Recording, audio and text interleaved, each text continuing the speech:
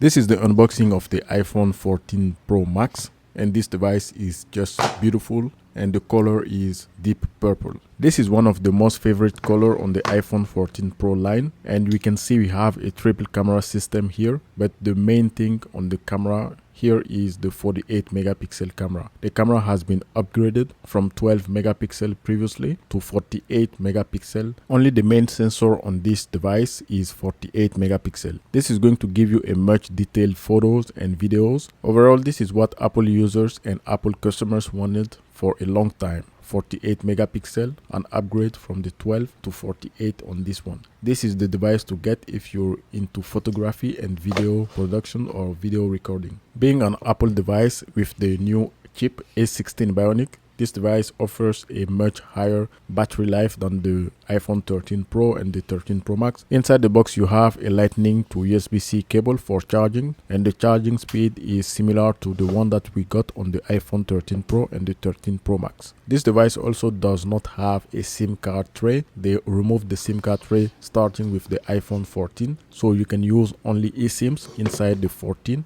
the 14 Pro and the 14 Pro Max. So the front of this device, they changed something compared to the 13 Pro and the 13 Pro Max. The dynamic island. The dynamic island is the new feature on the iPhone 14 Pro and the 14 Pro Max. The dynamic island on the iPhone 14 Pro models is the type of impressive integration of software and hardware.